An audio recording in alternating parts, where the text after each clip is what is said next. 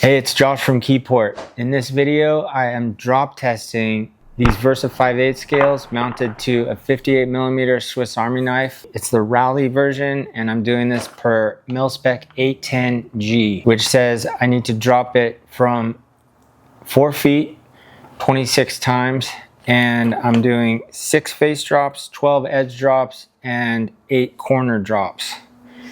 So I'll do that the best I can. Sometimes when you drop it, it kind of rotates mid-air, but I'm gonna try to keep track and do it according to the mil spec. I think this test is probably overkill, but it's something that I really wanna know for myself, and I wanna make sure this is super durable out there in the field, and it's never gonna come apart on you or fail. So every time I've gotten a new iteration of this since I've been designing it for over a year, the first thing I do when I get it is I put it on and drop it. So let me show you the product that I'm using here. This is the Rally, like I mentioned earlier. It's got the pocket flare.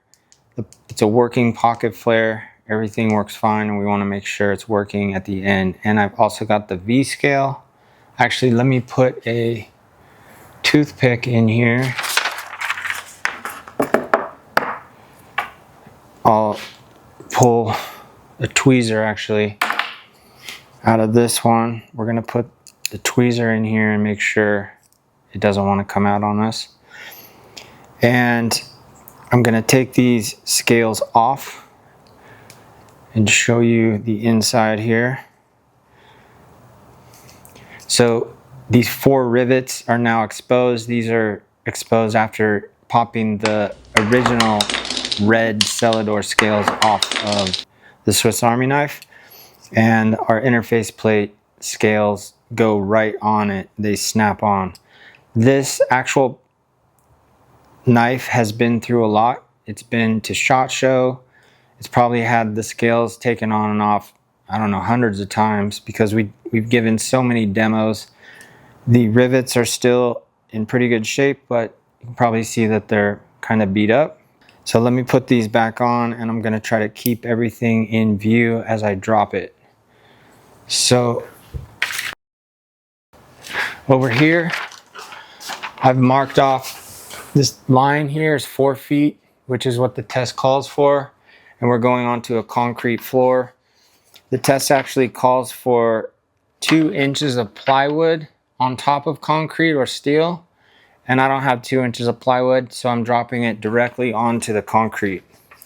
So we're gonna start with the face drops, and I'm just gonna count as I go. So I'm doing 6 face drops, and then I'm gonna test it and move on to the next one. So here we go with the 6 face drops. 1, 2,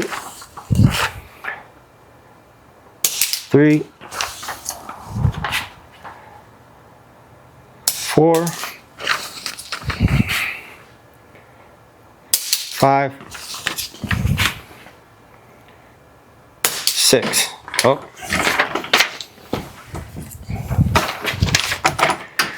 All right. So everything looks pretty good here. The tweezers came out slightly, but the light still works. So I'm gonna move on to the next 12 edge drops. 1, 2, 3, 4, 5, 6, 7, 8, 9. Yeah, this come up a little bit.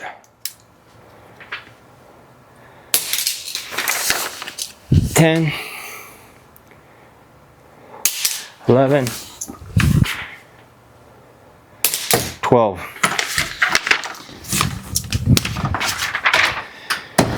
All right, that's 12 edge drops. The The light still functions. I don't see any physical damage other than maybe a couple dents on the aluminum scale edges, but everything is still functional and the scales are still intact. So we have 8 drops left, 8 corner drops. I'm going to try to hit the corners on this. So here we go. 1, 2, 3, 4, 5, 6, 7, 8. All right. So let's take a look here. So first of all, let's check the light. The light still functions. It's on here really well. You can see this tweezer came out maybe a few millimeters and just push it back in. We had only one time where this tool came out a little and then I just put it back in, but overall I'm pretty happy with this. The scales never came off. They're still nice and tight on here. Let me take these off. Take a look at these rivets.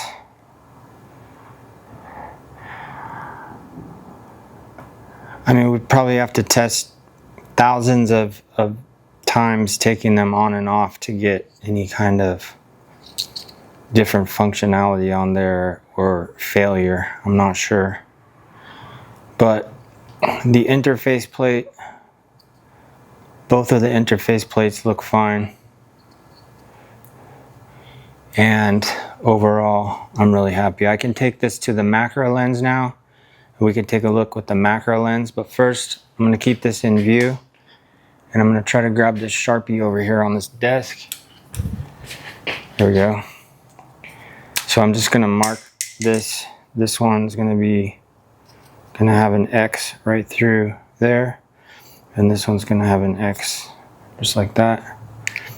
And my sack is going to have an X right here.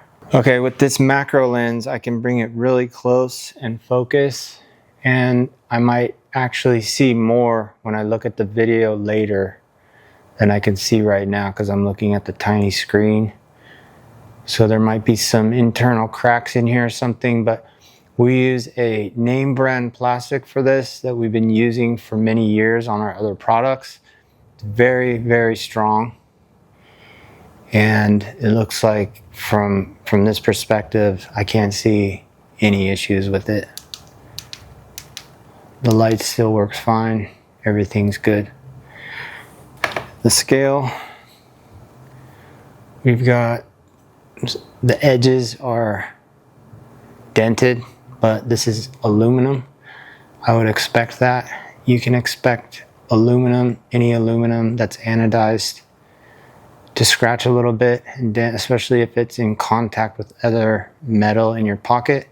If you want a really durable finish that's never gonna patina or scratch, you should go with the titanium. Well, it will patina a little bit, but it will be more durable than aluminum. And then you can see these rivets, and these are brass rivets. They can go through a lot, and the interface plate is not adding any significant damage to them. So what that tells me is that you'll be able to use your Versa58 scales for years without having to replace them or your Swiss Army knife. And while we haven't tested how many times I could take this on and off without it failing, I would say it's quite a lot. So I could spend all day taking it off and putting it back on, and it would probably still work. So I'm feeling really good about the system, the longevity, and the durability of the product. So let me know what you guys think down in the comments, and I will see you on the next one.